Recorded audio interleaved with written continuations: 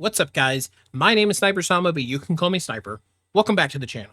In today's video, we are going to be doing something that I have in common with two other speedrunners, and that is going to be fighting monsters. No, I'm totally kidding. Although, yes, we fight monsters together, these guys are Charge Blade mains. They are insane at the game.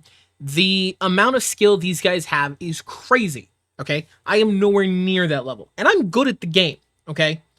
But where we differ is in something that a lot of you guys in the comments have talked about, and that is whether or not Monster Hunter Wilds is as difficult as its predecessors.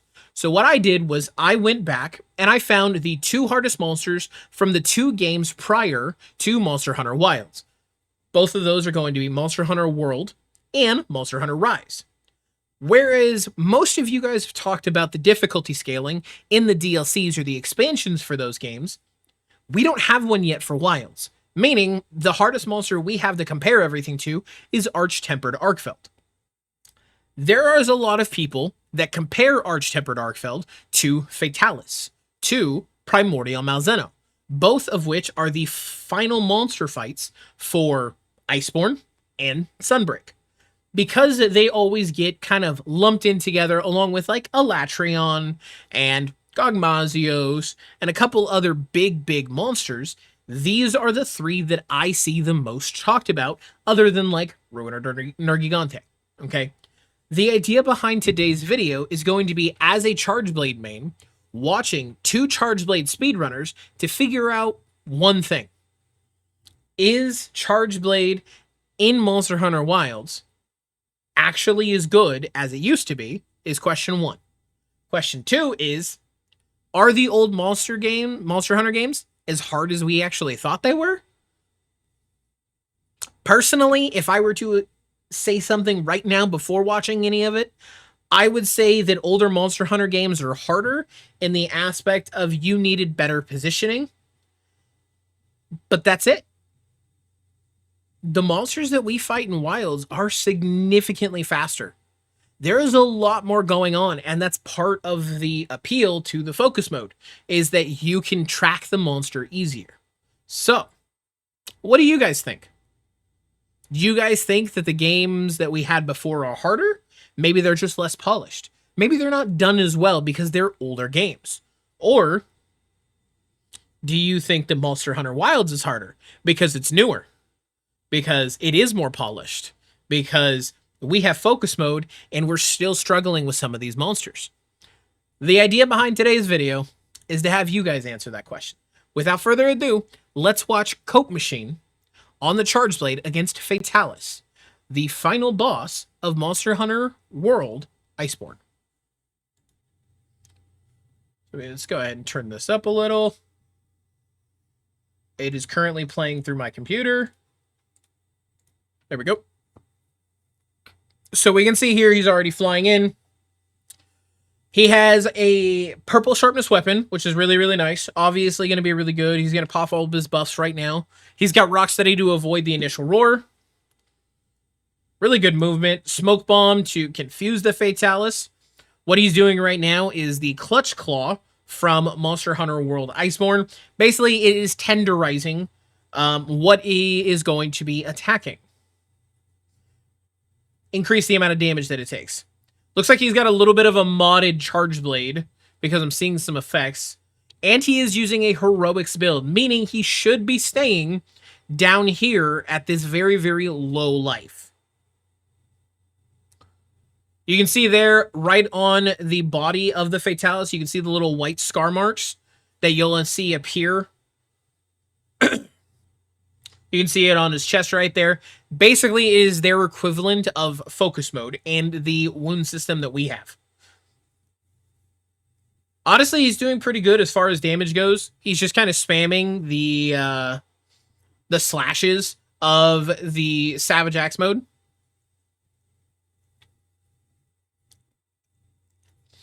Ended up dodging very nicely the dive attack from Fatalis. And I would like to point out, guys, this is something that I have fought. This is definitely something that I have done. It did take a couple of tries, and it was when I was still fairly new to Monster Hunter. So if I could go back and do it now, I would probably do a bit better.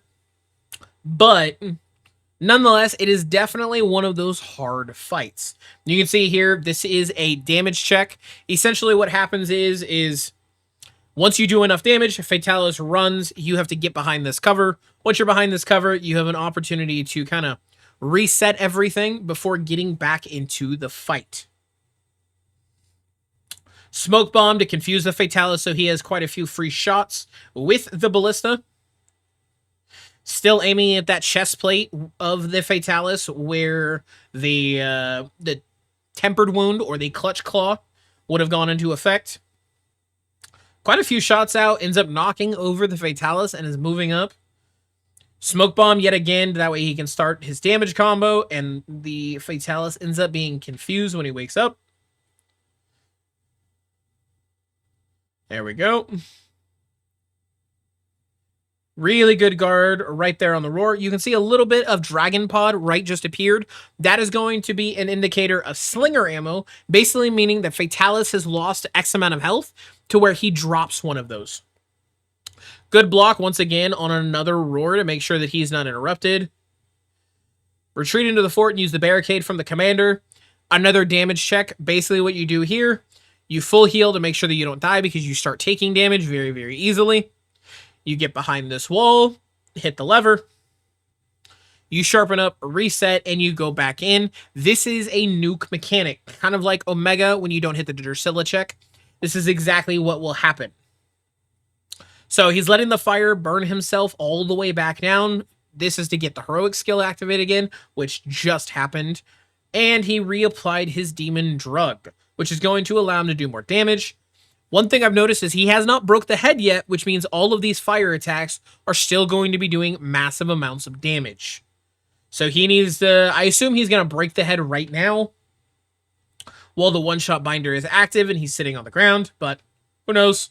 I'm not this guy. Really good damage though overall. And if you guys were unaware, these are very much so in-game damage numbers. So seeing these like 500 and stuff like that is crazy because we have these in Monster Hunter Wilds already. Parts broke on the Fatalis. This is going to be one of his little horns. So part of his head was broken. Really, really nice to guarantee that there is no more one-shot mechanics that are available to him. Good evasion mantle dodge to get a damage increase. Smoke to confuse the Fatalis once more. And the one-shot binder to keep him in place because he does like to fly around and move a whole lot. I am a little surprised that we've only seen one of the wall bashes with the clutch claw and slinger ammo, but this guy doesn't need it. He is absolutely frying. Fatalis is now broken free, but there is the second horn, meaning Fatalis goes down for a third time. You can see right there was a little bit down at the bottom right here of slinger ammo on the ground. Basically, that slinger ammo is just kind of indicating, hey, Fatalis has lost even more health. Those happen at percentage values with the HP pool, so you can kind of use them as an indicator to how close it is to being dead. As well as you can see the skull is now appearing over Fatalis, meaning he should be less than 15% HP. Or at least close to 15-20%. This guy absolutely cooked. So, I don't know if you guys saw it or not, but at least for me, I really, really noticed he didn't move a whole lot. And I'm fully aware that that is part of the gimmick of the fight, is that you are fighting in a way that you are preventing the monster from going anywhere. But the other thing that people need to remember is that even with stun values like that, there was a period of time where Fatalis was down for a minimum of 8 seconds.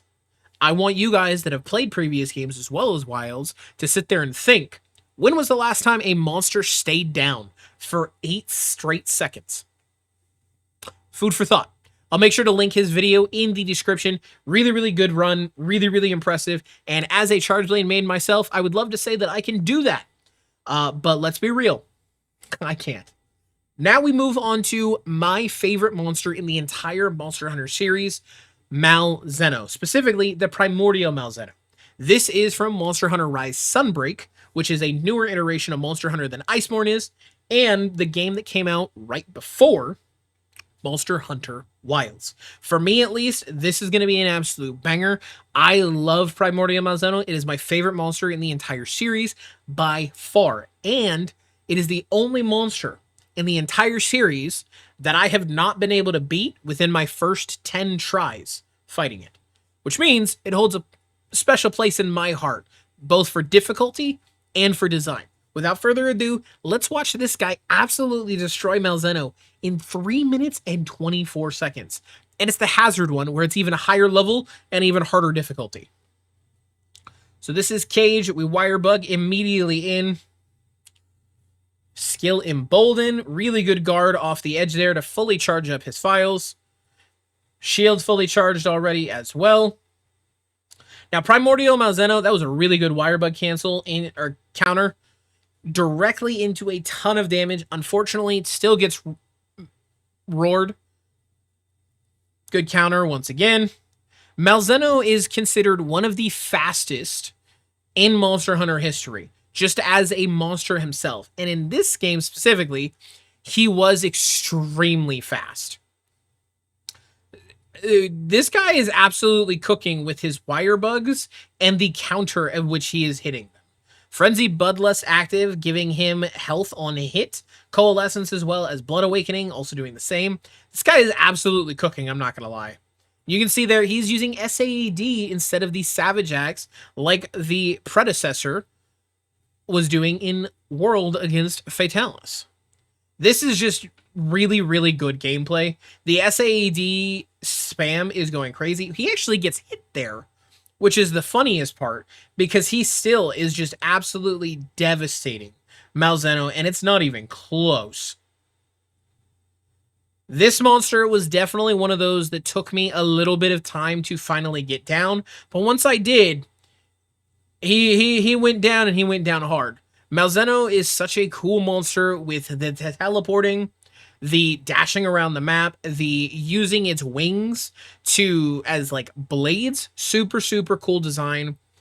It really is just one of my favorite monsters, if not number one. And I mean, who can deny how cool this guy looks? Like, let's be real. On top of that, we have Mr. Cage here, just absolutely making this Malzeno look like a pushover. I just hyped him up for being fast and hard to fight the whole bit, and he's over here like, yeah, watch this. Really good damage, man, that's crazy. Hazard Malzeno is the equivalent of like a tempered one, but in Rise Sunbreak, you had some that had increased health, and they would do more damage based off of a level system. This is one of those that it is like up there when it comes to difficulty, not only because they have so much more health, but because they do so much damage. This is absolutely insane. Like I said earlier, I would love to say that I could replicate what these guys are doing, but there's just no way. This requires so much patience and time and practice. It is definitely not something I've got. Intrepid Heart just proc there. There's a reason he didn't end up falling over. Intrepid Heart states that you can pretty much power through. You can what was it, hyper armor through any attack or roar that would normally hit you. The Intrepid Heart there is a one-time use, and then you have to build it back up. So that was his one-time use until it becomes available again. He ends up just guarding that instead of wire bugging. He's just guarding into the wire bug into a full SAED. Once again, tons of damage. I mean, each of those hits was doing over 1,000. Absolutely wild showcase. Slay Primordial Malzeno, 3 minutes, 24 seconds. In the Hazard quest is absolutely ludicrous work. Well, he was using Counter Morph Slash, Condensed Element, File Follow-Up, Counter Peak, and Morphing. Okay. Dragon Attack. Wow. Truly a wonderful, wonderful showcase that I wish I could replicate, but I just don't have the ability to. However, now that you guys have seen 2 Charged Blade speedrunners going at it against the 2 hardest monsters of the 2 previous games, the question I have for you is, what's really harder? The older games or Wilds? I personally think Wilds is in an easier state thanks to focus mode and thanks to the fact that we don't have any crazy monsters like this. But I will say this. We have yet to see what the DLC has coming. And once it makes its grand appearance, I am a little concerned at the mental fortitude of the hunters that are going to play it. Because everybody's gotten very, very good at being like, oh yeah, it's easy, it's fine, it'll be a piece of cake. Will it though? That being said, ladies and gentlemen, I hope you guys enjoyed this video. That is going to do it for me for this video. I will see all of you in the next one. So make sure you guys are liking, commenting, and subscribing. Have a wonderful day. I don't ever slow up, no I don't take shit. I got no love for the fakeness. If you wanna play tough and wanna hate this, I'll always show up and make a statement.